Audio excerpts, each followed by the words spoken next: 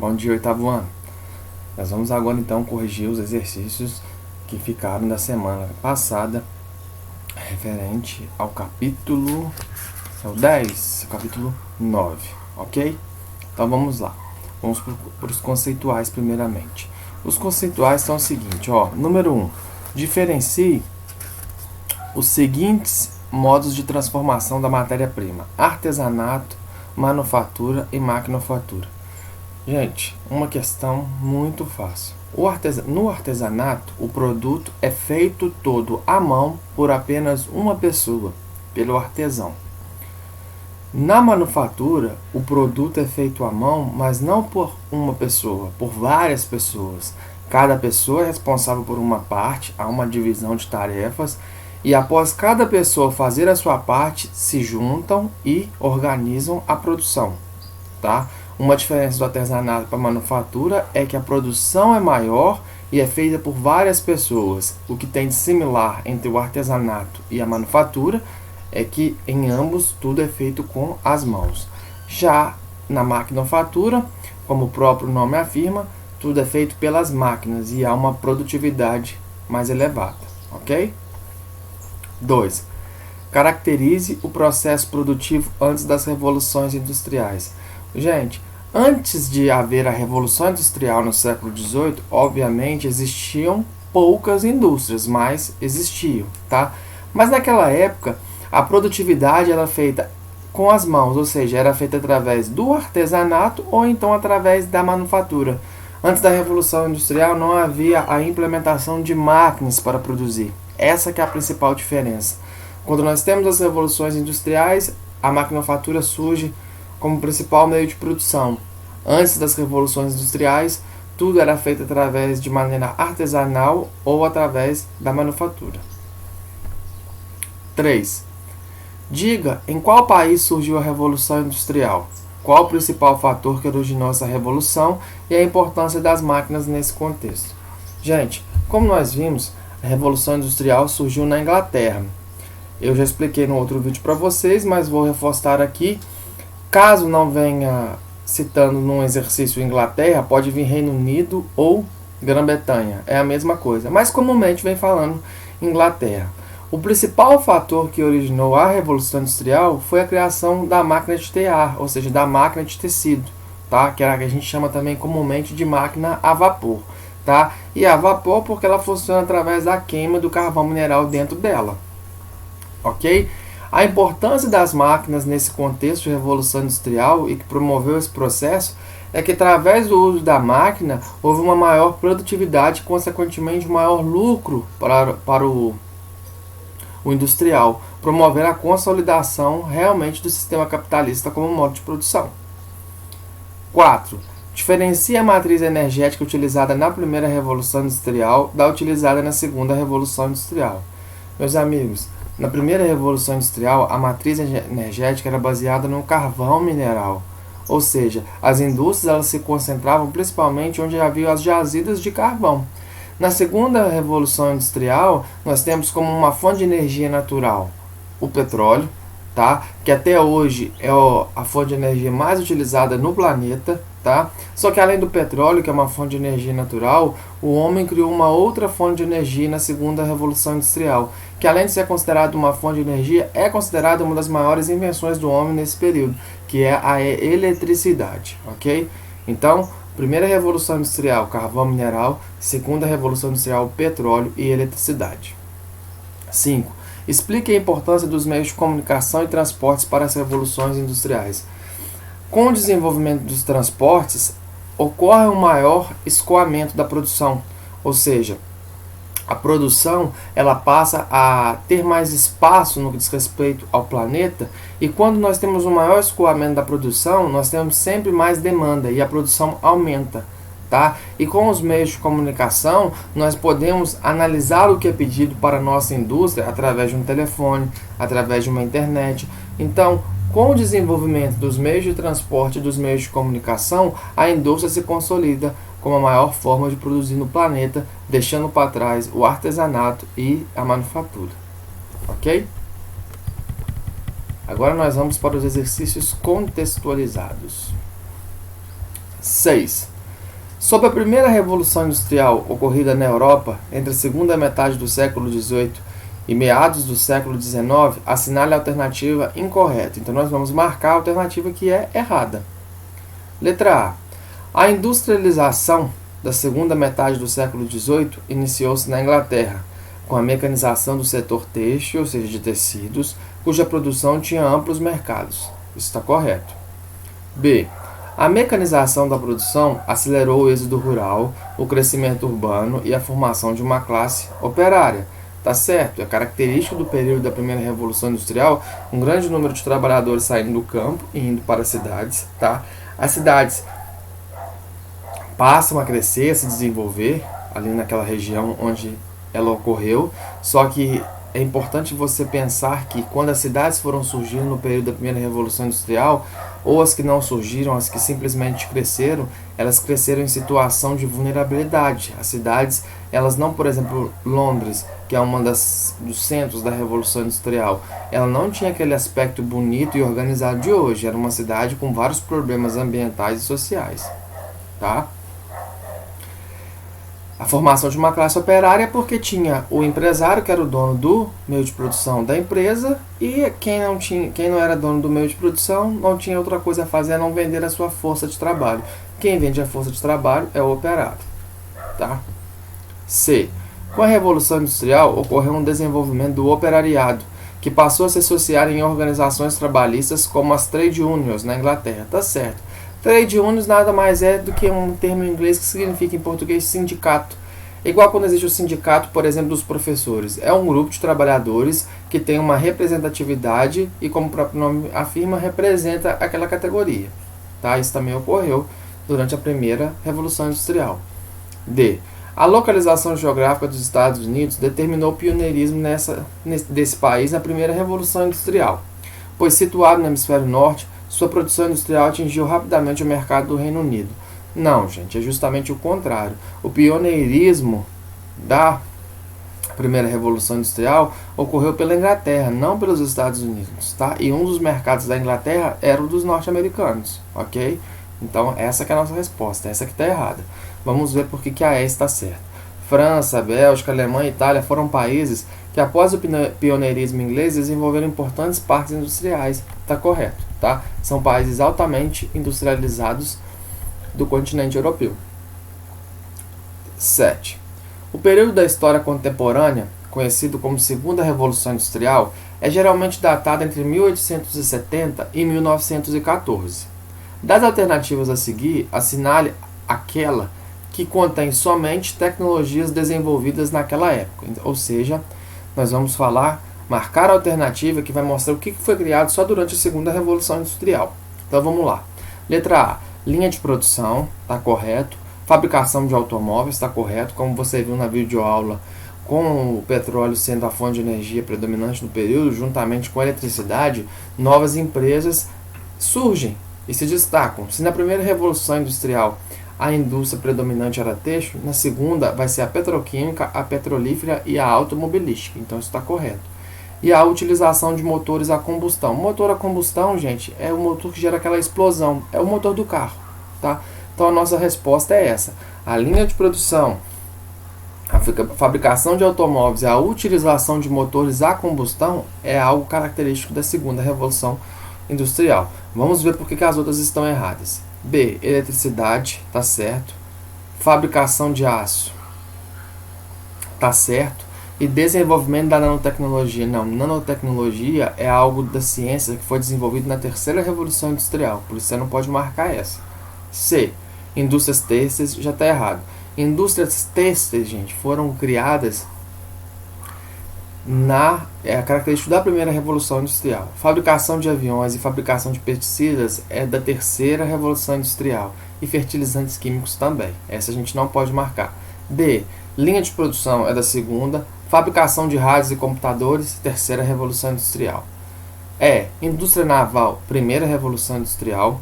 Indústria petroquímica é segunda e indústria eletroeletrônica é terceira, tá? Então, como a gente pode comprovar aqui, só a letra A apresenta elementos característicos da segunda Revolução Industrial. Por isso, essa é a nossa resposta. 8. A terceira revolução industrial, que vem se realizando nas últimas décadas do século XX, introduziu importantes alterações no sistema produtivo. Assinale a alternativa que não indica corretamente uma dessas mudanças, ou seja, vamos marcar aquilo que não é característico da terceira revolução industrial. Letra A. Transmissão instantânea das informações e formação de redes, telecomunicações. Correto. Tá? É uma das características da terceira revolução industrial é o desenvolvimento dos meios de comunicação. B. Realização de cálculos complexos em tempo cada vez menor, informática. A informática também, ou seja, o desenvolvimento dos computadores, é característico da terceira revolução industrial. C. Mudança no padrão energético, energia nuclear. A terceira revolução industrial, gente, a maioria dos autores não trabalha no sentido de afirmar que existe uma fonte de energia específica, característica. No entanto, das várias fontes de energia que são utilizadas na terceira revolução industrial, uma das que merece destaque é a nuclear, porque ela ter tido uma criação mais recente. No entanto, não é a única, mas essa merece destaque, então está correto. D. Aceleração do tempo e aumento da capacidade de deslocamento de carga. Correto também, porque os transportes ficaram mais eficientes com o desenvolvimento da globalização. Tá? Então, a nossa resposta vai ser a letra E. Surgimento de novos materiais e adoção de novas técnicas. Siderurgia. A siderúrgica é característica da segunda revolução industrial, quando eles descobrem que o minério de ferro pode se transformar em aço com a sua junção química com o carvão mineral. Ok? Então, por isso, a nossa resposta é a letra A. 9. Assinale qual dos procedimentos abaixo mencionados não faz parte dos avanços produzidos pela terceira revolução industrial. Biotecnologia, correto. Automação industrial, correto. Química fina, correto. Robótica, correto. O que não está relacionado é o uso de combustíveis fósseis que são utilizados principalmente na primeira e segunda revolução industrial. Na primeira, através do uso do carvão mineral, e na segunda, através do petróleo. Gente, mas mesmo diminuindo o uso do petróleo atualmente, ele ainda é a fonte de energia mais utilizada, ok? Mas não é característico da terceira revolução, tá? Então, por isso que a gente vai marcar a letra C, o uso de combustíveis fósseis. D. A chamada terceira revolução industrial ou revolução tecnocientífica fez surgir novos processos de produção e grandes mudanças nas relações de trabalho dentro das empresas capitalistas. A esse respeito, marque a alternativa correta. Letra A. As novas tecnologias favoreceram a informatização do processo produtivo e a ampliação do emprego de modo geral. Gente, com as tecnologias que foram criadas durante a terceira revolução industrial, o processo produtivo ficou automatizado e cada vez mais crescente. No entanto, ao contrário do que está falando ali na alternativa, isso não promoveu o aumento do emprego. Pelo contrário, a máquina vem tomando cada vez mais o espaço do homem e gerando um desemprego que a gente chama de desemprego estrutural ou desemprego tecnológico, que também pode se chamar de desemprego definitivo. A máquina vem, toma o seu lugar e o seu emprego já era. Vou te dar um exemplo. Caixas eletrônicos dos bancos tomaram o lugar dos caixas dos bancos, que eram as pessoas. Hoje ainda existem caixas, sim, mas a tendência é que cada vez mais diminua. Nos Estados Unidos, por exemplo, você coloca gasolina no seu carro, não existe o profissional frentista. B. Surgiu o Fordismo, conjunto de métodos para a produção em série com os quais o operário produz mais em menos tempo.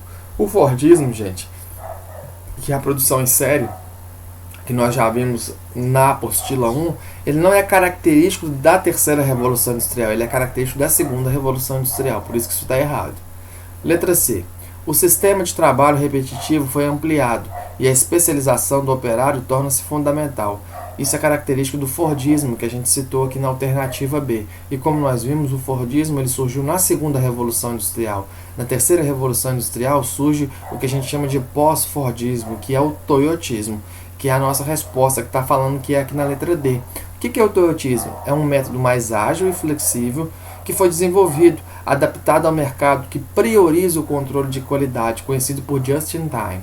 Just in time significa no tempo certo. Enquanto no Fordismo eles queriam ganhar pela quantidade, produzindo altos estoques, no toyotismo a gente produz de acordo com a demanda e ganha pela qualidade do produto, que é mais caro.